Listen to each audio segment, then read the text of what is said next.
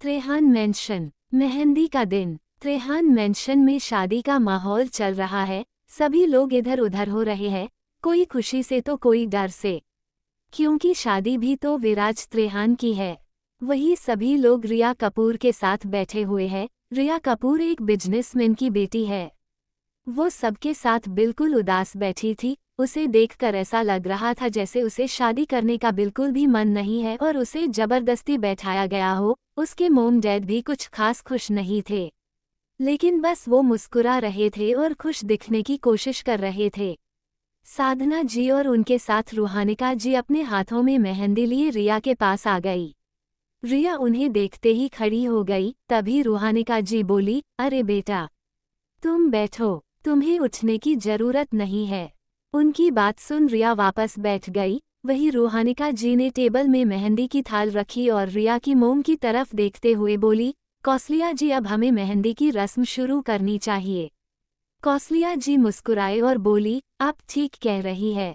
उद्धरण चिन्ह। उसके बाद मेहंदी वाली रिया के पास बैठी और उसे मेहंदी लगाने लगी। वही दूसरी तरफ एक हल्की सी मुस्कान लिए और अपने माथे को सिकुड़ते हुए वो लड़की झूठा गुस्सा दिखाते हुए बोली, बाबा, मैंने आपसे कहा था ना कि आप नहीं आएंगे काम में। मैं सब संभाल लूंगी। अभी आपकी तबीयत ठीक नहीं है, इसलिए मैं आई हूँ। जब आप ठीक हो जाएंगे तब आप संभाल लेना। तभी उसके बाबा, जो सच में बीमार थे, वो बोले, अविरा, मैं जानता हूँ तुम संभाल लोगी, लेकिन ये बहुत बड़ा घर है और इस घर के लोगों को भी तुम नहीं जानती, और अकेले तुम ये सब कैसे करोगी। अविरा के बाबा वेडिंग डेकोरेशन का काम करते थे और अभी उसके बाबा को त्रेहान मेंशन से ऑर्डर मिला था, और वो भी अविरा की दोस्त सुहानी की वजह से। अविरा अब कुछ कहती कि तभी वहां पर एक लड़का आया और बोला, अंकल, आप फिक्र मत कीजिए, मैं अविरा की हेल्प कर दूंगा, बस आप जल्दी से ठीक हो जाइए। अविरा सामने देख बोली, रोहित, तुम यहाँ।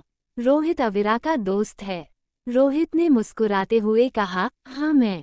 तभी अविरा के बाबा बोले, रोहित बेटा, तुम यहाँ आ गए तो अब मुझे कोई फिक्र नहीं है, मैं चलता हूँ। उनकी बात सुन अविरा का मुंह बन गया। वही अपने बाबा के जाते ही अविरा ने रोहित को घूरा और बोला, ये मेरे बाबा को तुमने कौन सी गोली दी है जो उन्हें मुझसे ज्यादा तुम पर भरोसा है। रोहित बोला, वही तो मुझे भी नहीं पता, वरना मैं तुम्हें ना दे देता। उसकी बात सुन अविरा की आंखें बड़ी हो गई और वो बोली, क्या क्या कहा तुमने। रोहित आगे बढ़ते हुए बोला, मेरी बातें कभी खत्म नहीं होने वाली, लेकिन अगर तुम मेरी बातों में उलझी रही तो ये काम जरूर खत्म हो जाएगा। उसकी बात सुन अविरा भी उसके पीछे चली गई। वही अब रिया के हाथों में मेहंदी लग चुकी थी, बस विराज का नाम लिखना बाकी था। मेहंदी वाली ने विराज का नाम लिखा तो साधना जी, विराज की दादी, खुश होते हुए बोली, जरा देखिए तो विराज का नाम रिया की हाथों में कितनी खूबसूरत लग रही है। उनकी बात सुन रिया ने भी अपने हाथ की तरफ देखा और उसकी आंखों में नमी सी आ गई। वो झट से अपनी जगह से उठी और दौड़ते हुए वहां से घर के अंदर की तरफ भाग गई, लेकिन अचानक ही वो अविरा से टकरा गई। उसने अपने आंसू को पोंछा और अविरा को बिना देखे ही बोली, सॉरी। उसके बाद वो अंदर चली गई। वही रिया के ऐसे भाग जाने से साधना जी और रूहानिका जी एक दूसरे की तरफ देखने लगी। तभी रिया की मोम बात संभालते हुए बोली, अरे बच्ची है ना, थोड़ी शर्मा गई। रूहानिका जी ने कहा, कोई बात नहीं। वही अविरा, जो वही कुछ दूरी पर खड़ी थी, वो खुद में सोचते हुए बोली, शर्माने में कौन सी दुल्हन रोती है, जरूर कोई गड़बड़ है। इतना कहकर अविरा भी रिया के पीछे चली गई। वही वो जैसे ही रिया के कमरे में पहुंची, उसने देखा कि रिया ने अपने हाथ को धो लिया था, जिसकी वजह उसकी मेहंदी अच्छी तरह से रची भी नहीं थी। और रिया अब फोन पर रोते हुए बोली, मुझे ये शादी नहीं करनी, तुम प्लीज मुझे यहाँ से ले जाओ। विनय, मैं तुमसे प्यार करती हूँ, अगर तुम मुझे यहाँ से नहीं ले गए तो मैं मर जाऊंगी। तभी वहां पर कांच के गिरने की आवाज आई, जिसे सुन रिया झट से मुड़ी और डर गई। वही अविरा भी उसे एक टक देख रही थी। रिया घबराते हुए बोली, तुमको कौन हो और यहाँ क्या कर रही हो। अविरा ने जल्दी से कमरे का दरवाजा बंद किया। वही अविरा को दरवाजा बंद करते देख रिया बोली, ये तुम क्या कर रही हो। अविरा उसके पास आए और बोली, आप आप किसी और से प्यार करती है तो आप क्यों ये शादी कर रही है, आप मना भी तो कर सकती है। रिया उसे गुस्से से बोली, तुमसे किसने कहा कि मैं ये शादी नहीं करना चाहती? तुम जाओ यहाँ से। अविरा फिर बीच में बोली, देखिए मैं अविरा हूँ। मैं ही इस शादी की तैयारियों को देख रही हूँ। और वही देखने मैं इधर आई थी, पर मैंने आपकी बातें सुनी कि आप मरने की बात कर रही थी। मैं बस इसलिए पूछने आ गई। उसकी बात सुन अब रिया बेड पर बैठ गई और रोने लगी। उसे रोता देख अविरा ने पानी का ग्लास उठाया और रिया को देते हुए बोली, अपनी खुशी के लिए खुद लड़ना होता है। आपकी खुशी और किसी के लिए कोई मायने नहीं रखती है। ये बड़ी सेल्फिश दुनिया है, इसलिए आपको भी सेल्फिश होना पड़ेगा। और आपकी आंसुओं ने तो ये बता दिया कि आप इस शादी से खुश नहीं है। उसकी बातें सुन रिया उसकी तरफ देखने लगी तो अविरा ने उसे पानी दिया और फिर उसके पास बैठते हुए बोली, तुम अगर ये शादी नहीं करना चाहती तो मत करो ना। उद्धरण चिन्ह। रिया थोड़ा कांपते हुए बोली, मैं ऐसा नहीं कर सकती। तुम विराज त्रेहान को नहीं जानती।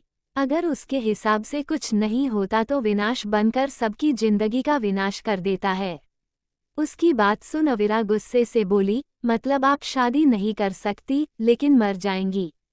मरने से तो अच्छा है कि एक बार अपनी जिंदगी के लिए हिम्मत दिखाओ। रिया रोते हुए बोली, लेकिन मैं ये सब अकेले। अभी वो बोल ही रही थी कि अविरा ने उसके हाथ पर हाथ रखा और बोली, मैं दूंगी तुम्हारा साथ, लेकिन तुम हिम्मत दिखाओ तब। रिया उसकी बात सुन उसे देखती रही और बोली, सच में? अविरा ने हाँ कहा तो रिया झट से उसके गले लग गई और बोली, मेरे अपनों ने मेरी खुशी नहीं देखी और तुमने एक बार में ही मेरे दुख को देख मेरा साथ देना चाहती हो मेरी खुशी के लिए। तुम सच में बहुत अच्छी हो। उसकी बात सुन अविरा मुस्कुराए और बोली, मुझसे किसी का दुख नहीं देखा जाता, इसलिए मैं सबके लिए कुछ भी कर सकती हूँ, उन्हें खुश रखने के लिए। उसकी बात सुन रिया मुस्कुराई, वो कहती उससे पहले ही दरवाजा नॉक हुआ। अविरा ने जाकर दरवाजा खोला तो रिया की माँ अंदर आई और बोली, तुम कौन हो? अविरा बोली, मैं यहाँ डेकोरेशन देखने आई थी। इतना कहकर वो वहाँ से चली गई। वही अविरा अभी भी रिया की कमरे की तरफ देख रही थी और अचानक ही वो पर्दों में उलझकर किसी से टकरा गई, जिसकी वजह से पर्दे टूट गए और अविरा नीचे जमीन पर गिर गई और उसके ऊपर कोई गिर पड़ा। अविरा दर्द से चिल्लाई और फिर पर्दे अपने ऊपर गिरे शख्स को देखा, जो कि गुस्से भरी निगाहों से अविरा को ही देख रहा था। अविरा उसे देख डर गई और धीरे से बोली, मुझे दर्द हो रहा है।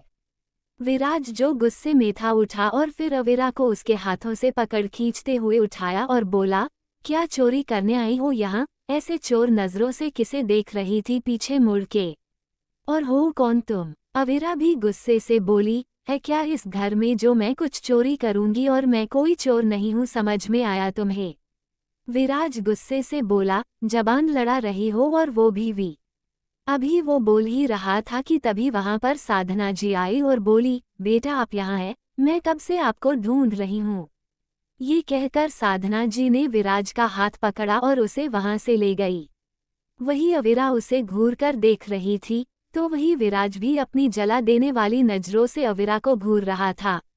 आगे जारी है, क्या होगा इन दोनों के बीच? क्या अविरा इस शादी को रोक देगी? जानने के लिए सुनते रहिए इश्किया चक्रव्यूह। Please like comment subscribe.